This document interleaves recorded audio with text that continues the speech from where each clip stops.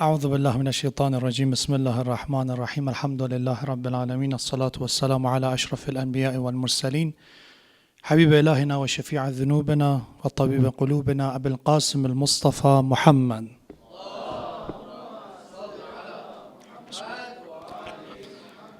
وعلى أهل بيت الطيبين الطاهرين المعصومين المكرمين سيما بقية الله في السماوات والأراضين روحي وأرواحنا وأرواح العالمين لتراب مقدمه الفدا.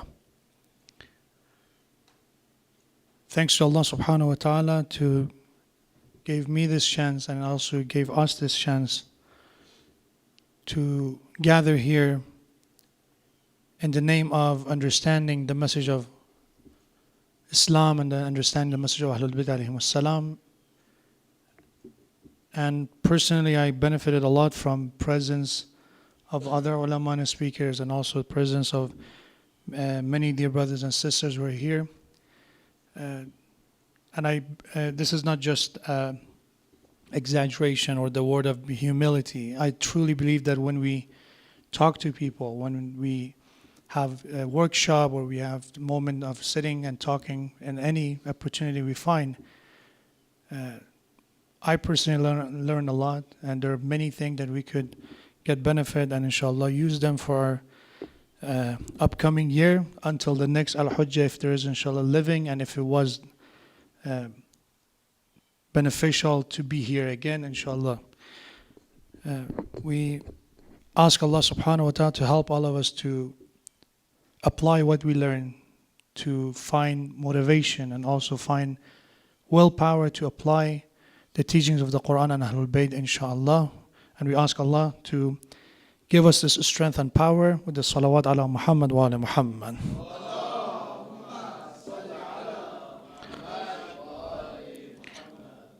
I know you most probably participated in many workshops and many lectures and all that, which alhamdulillah personally I took advantage of them.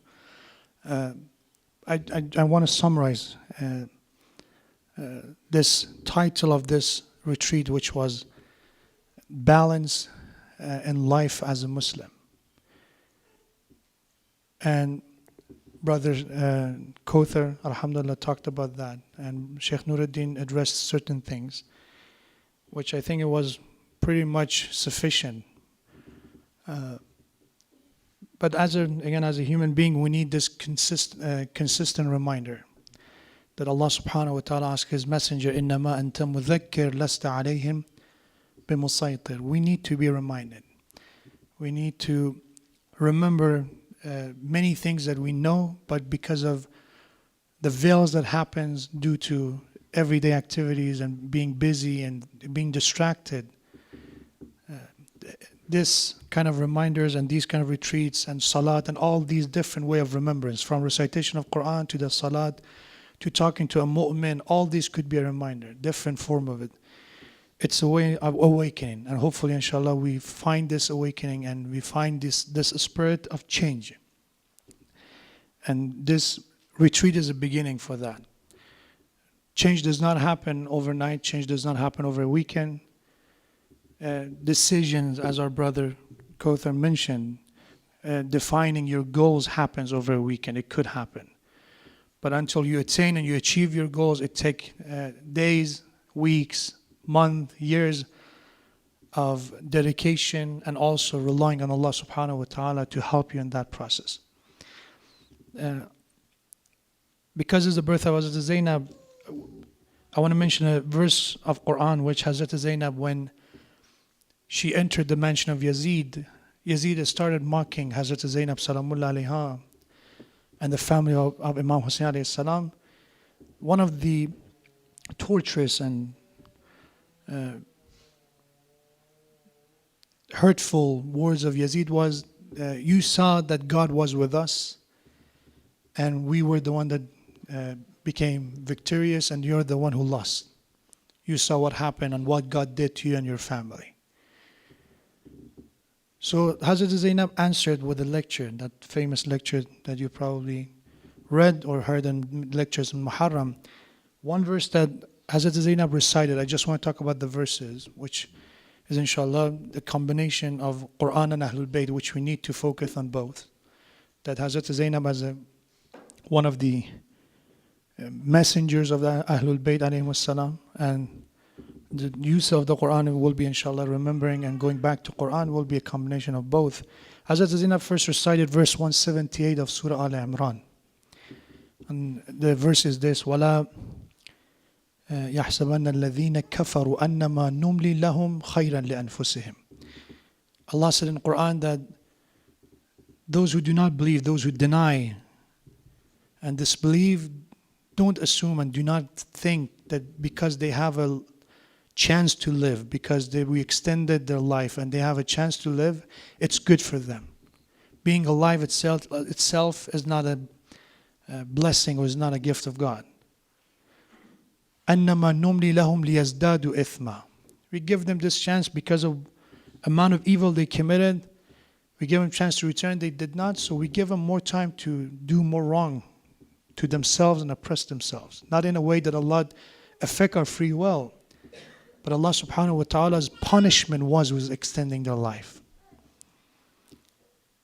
And through the history we see this, that our prophets, they have different ages. From when we look at Prophet Nuh alayhi salam, more than 1,000 years according to tradition, according to Quran, only 950 years of prophethood. They're long living prophets. And then we come to Prophet Yahya alayhi salam at the age of youth, became a martyr and a shaheed in the sake of Allah subhanahu wa ta'ala. So the numbers does not matter. At the end, doesn't matter how old we are when we die.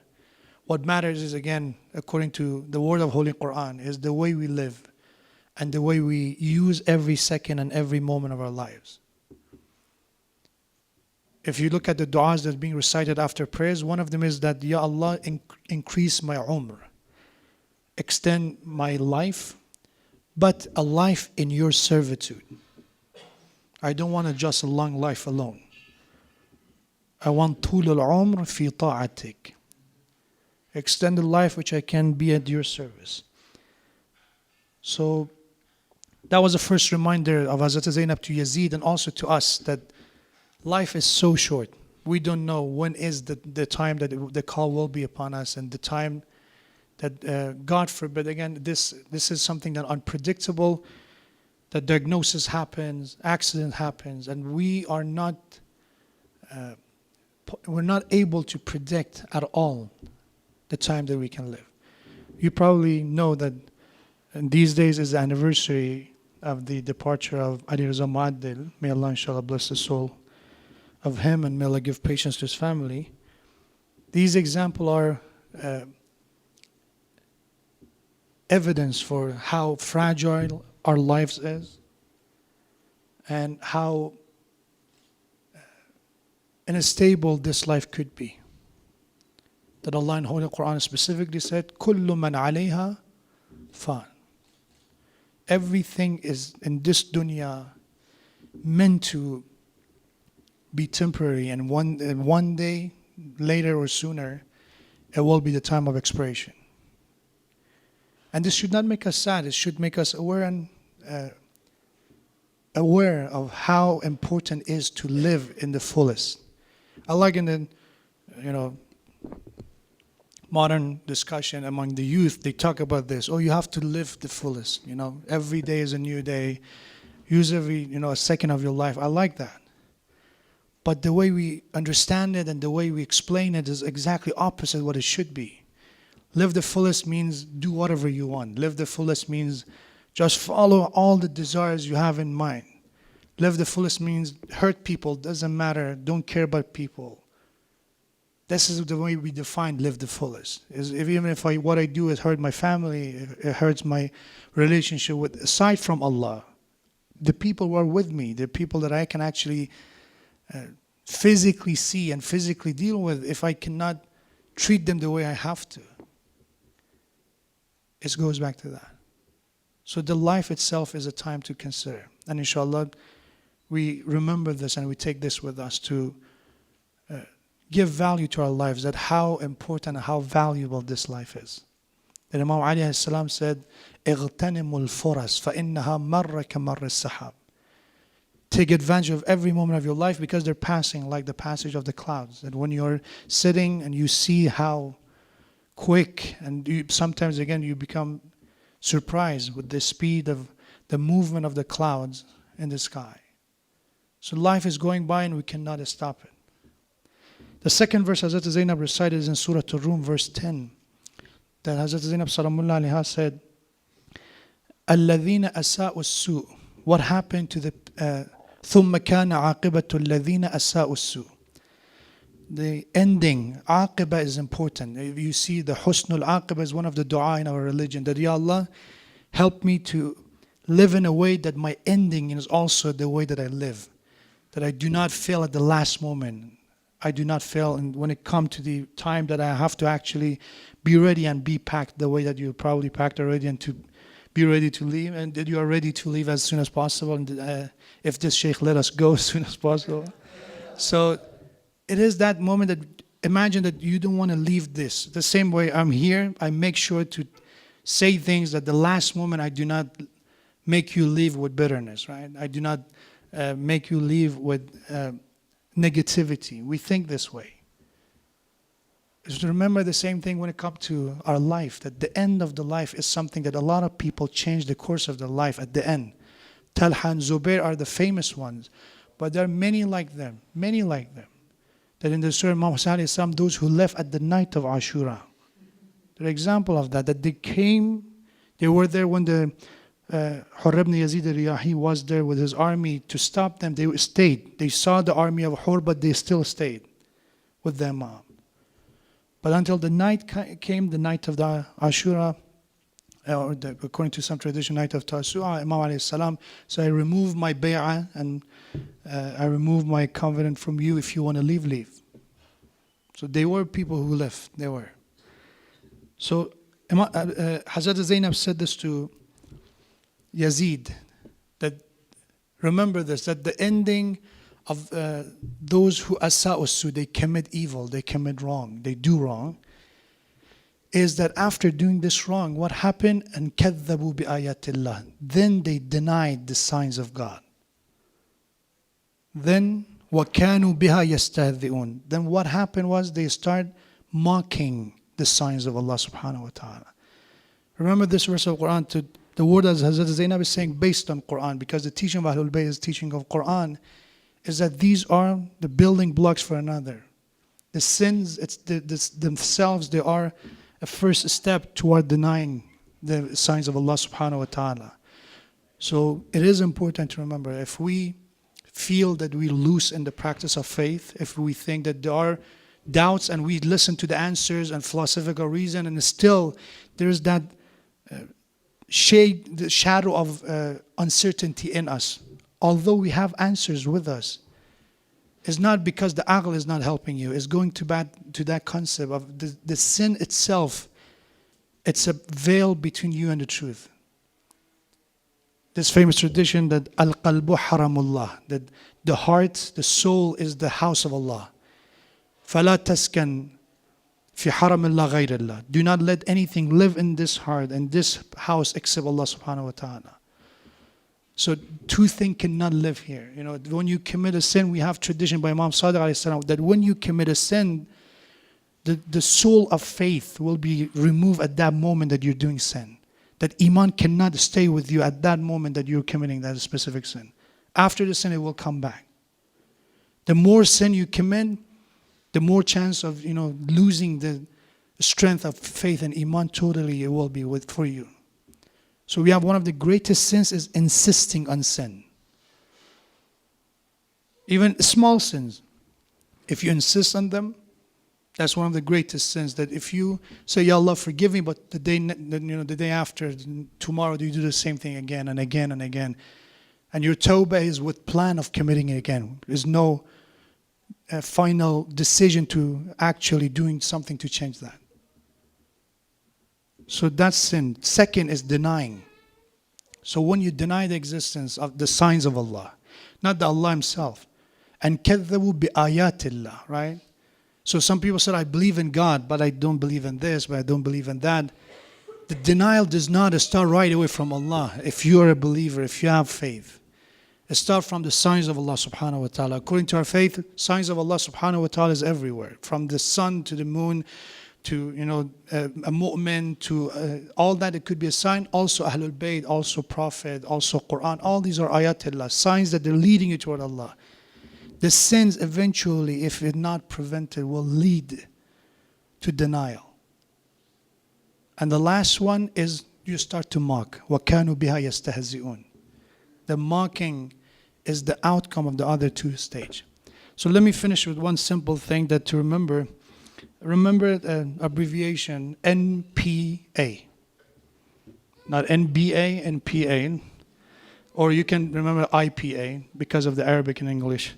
So each of them are something that you remember, and inshallah take it with you. N stands for Niyyah. In the process of balance, it is important to know that when it comes to food and all that, if you want to balance, the intention is not that much involved. But when it comes to the living, specifically in our faith and the construct of faith, you're required to work on the niyyah, because your a'mal without niyyah, without the intention, has no value. If you pray the perfect salat, but your niyyah is not qurbatan ilallah, is waste of time. It is waste of time. When the seed is corrupted, doesn't matter how much you water, how much you spend time, it will be no result. There will be no outcome from that corrupted seed, that dead seed. So first, niyyah is important. And why we come to Al-Hujjah, right? Why we go to the masjid. It is important to work on that aspect. Sincerity is the requirement. If the sincerity is missing, the action, no matter how hard and how severe you work, it will not get the result you want. You feel that hole. That's something people said, okay, I do pray, I do go to the masjid, I'm involved in things, but there is no sense of satisfaction, there is no sense of peace. Because the niyyah is the internal part that is help you to fix that process. That our tradition said, if you make intention of doing something good, even if you don't find the opportunity to do it, we give you the reward for the good deed, for the intention of good. Allah is merciful for the intention of evil. As long as you do not commit the evil, we will not punish you.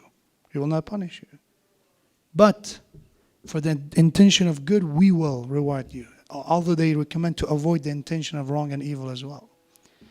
Imam Ali alayhi salam, I mentioned this hadith in one of the workshops as well, said this beautiful word that I think it could be a mind frame for all of us. Imam said, monitor your thoughts.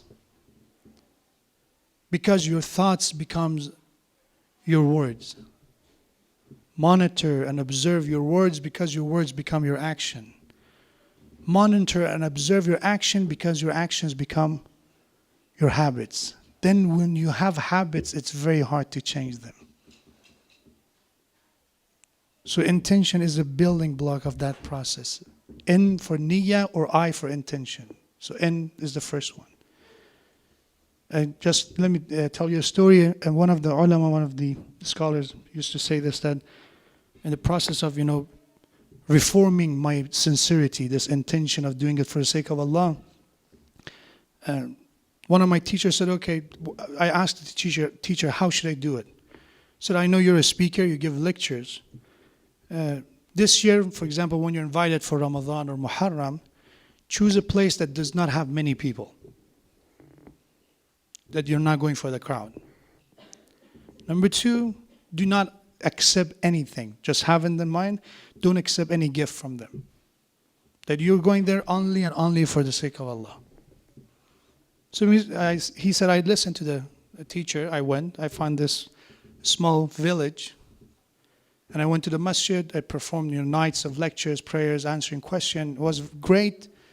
And I told them from the beginning, again, I don't need anything from you. I'm here. It's already being paid. Don't worry about it. So I was testing my sincerity and niyyah. So what happened was, the last night when everybody was saying goodbye and, basically saying thank you for the nights of being there, I saw people, they started leaving the masjid without offering me to leave. Again, in that cultural aspect, what they do is they ask ulama, I said, okay, because of this or that, you be the first one to leave, right? So I said, when I saw that, I told myself, I thought of this, that look at what kind of people they are. I did not get a penny. I came all the way here. I spent from my own pocket, and they did not even ask me to go first. How unthankful and unappreciative people they are. The thought just came to my mind that at least they could offer me to go first. And the moment I thought of that, it hit me. That it taken all and much work more than this to remove that lack of sincerity, that I expected appreciation. If you want symbol of sincerity, again, by the way, from the viewpoint of the one who received the blessing or someone's help and assistance, our job is to be thankful. I'm not saying, okay, people must be sincere, so we should not say thank you, we should not appreciate. So next time the poor worker comes, okay, you did for the sake of Allah, leave. No, I'm not saying that. As the one who is the recipient of the blessing or the help and assistance, you must say thank you. The one who does not appreciate makhluk will not appreciate the creator. Man lam yashkur makhluk lam yashkur khaliq. But from the one who is the producer, the one who provides, as a provider when it comes to these concepts, you must detach any kind of expectation. That's how I say that, Surah Al-Insan. When Imam alayhi salam, Fatima al-Zahra salamullah alayha, and Hassanin alayhi salam, when they fasted for 3 days, 3 days they shared their food at the iftar, miskinan wa yatiman wa asira, with the orphan, with the poor and needy, and with the slave. So, and this is what they said. They said, إِنَّمَا نُطْعِمُكُمْ لِوَجْهِ اللَّهِ. This is for Sister Masuma specifically. So, إِنَّمَا نُطْعِمُكُمْ لِوَجْهِ اللَّهِ. The way a mother does for the kid. Indeed, we feed you for the sake of Allah. لَا نُرِيدُ مِنْكُمْ جَزَاءً وَلَا شُكُورًا. We do not expect payback from you, jaza, reward from you, وَلَا شُكُورًا. We do not expect even appreciation, thank you from you. لَا نُرِيدُ. We wouldn't want that. This is ikhlas. And that's the reason Allah talks about them in Holy Quran. The sincerity must move toward that direction. The lack of sincerity lose motivation. Because of the person that has this pure intention, that sincere intention, that we work toward that direction, inshallah, nothing can stop such person, her or him.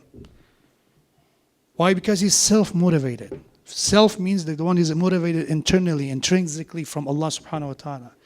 If it's external motivation, people say thank you, people admire. The moment that compliment, that appreciation is gone, his action will be gone too. I know people, the youth, that they were coming to the masjid, and as a responsible person, I said, we have to appreciate, thank you, thank you, thank you. And sometimes there's a moment you do not remember that person, okay, because you're busy with the gang of uncles, right? You're busy with them, you forget about them. And they get upset, how unthankful people are. And you go back, okay, it was one time, please, but it doesn't work, especially when expectation built up a lot. That's N. Second P, prevention. After you make the intention, after inshallah you set those goals, those plans and ideas in mind that inshallah this is the direction I'm moving. Before doing anything, remember prevention is the one priority in our religion. Our Prophet said, أَفْضَلُ الْأَعْمَالِ عِنْدَ اللَّهِ الْوَرَعِ. The أَفْضَلُ الْأَعْمَالِ, the highest of the action, the most preferred action when it comes to Allah subhanahu wa ta'ala is wara', is prevention of sin. When you avoid a sin, that's the most beautiful and the most valuable action you could do. When you have the opportunity to commit a sin and you do not, that's greater than any mustahab that you can do. Prevention. I say that because, again, there's another mentality in the common time that experience, you have to, experience, then you learn, consequences you see. But the life, again, and not only the time, what these experiences could do to us, some of them is very hard to reverse. They're irreversible, some of them. We have problem with drug abuse problem. We have those with detachment from family. All these different things with depression, and they want to experience something. We should experience as long as again it is not taking that much risk. You have to consider the risk. And ask yourself as a Muslim and as a follower of the school Ahlul Bayt, does this involve any sin? That's the question. Prevention is priority. Inshallah, that's the second one we take. That any plan we set up, we will keep in mind that we have to first avoid certain things to be able to achieve our goals and plans. And so next time when there is a temptation, don't think that because I was tempted, I don't get anything out of that. Those who are tempted and they found a way to find a halal substitute to answer what they want and what they need. The energy we spend for that, for the time to avoid and to prevent, it is ibadah. And Allah subhanahu wa ta'ala promised that. And inshallah, one way we look at these gatherings, these retreats, is prevention, inshallah. That it give us that boost, that energy, that mindset to prevent us, inshallah, from the upcoming possible situation that we're dealing with. And the last one, A. So, Niyyah, or I, intention. N, P, prevention. And last one, A, action. After you work on the Niyyah, you work on the sincerity. After you work on prevention, now is the time to act. You remember the short introduction I gave about one of my workshops, that the story that, again, we say something that you like, you say something that I like. It is important to move from that theoretical level until it comes to action. What Quran said, لَيْسَ لِلْإِنسَانِ إِلَّا مَا سَعَى. There is nothing for a man but what he struggles and what he works for. Nothing. لَيْسَ لِلْإِنسَانِ إِلَّا مَا سَعَى.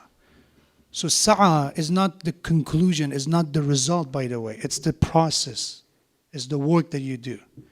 So when you do sa'i of any kind of sa'i, any kind of struggle and work and an investment of time to do something, even if there's not the result the way you expected, still you have the sa'i itself. And we're not responsible for the outcome. That's the word of Imam alayhi salam as well. That we are responsible to do what we have to do. The outcome, as Allah subhanahu wa ta'ala is aware, is not in our control.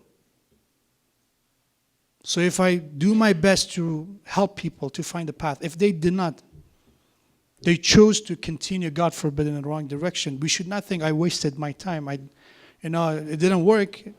Of course, we have to do our best to get the outcome, is not to ignore the outcome. It's important. Sometimes maybe the reason there's no outcome is because the way we do things is wrong. We're not the prophet messengers to be infallible, so look at the flaws and listen to constructive criticism and all that. But also keep in mind that if you do everything in your ability and still there's not the result that you expected, leave it at this, that Allah subhanahu wa ta'ala said sa'i is matters, not the outcome, not the natija. So inshallah, this action will be the third step that we take from this retreat. So how to maintain balance, the word of Brother Khair, the word of Sheikh Nuruddin, and the workshop you listen, and also take these three. For balance, you need to work on the internal part, intention. We have to work on prevention, because if you don't prevent, it will lead to extremism. It will lead to ifrat and tafrit. That then we look for the solution and medicine, which is sometimes, it's much easier to avoid and prevent it than looking for the solution. And the last one, actively do something. Words are easy, my dear brother and sister. Words is easy to say, the way I do it now. It's easy to talk than action. It's easy. So then, that famous quote you probably heard, the sound of action is louder than the sound of words. May Allah subhanahu wa ta'ala inshallah help all of us to be able to use what we know, to apply what we know, and be one of those who practice what they believe and what they preach, inshallah.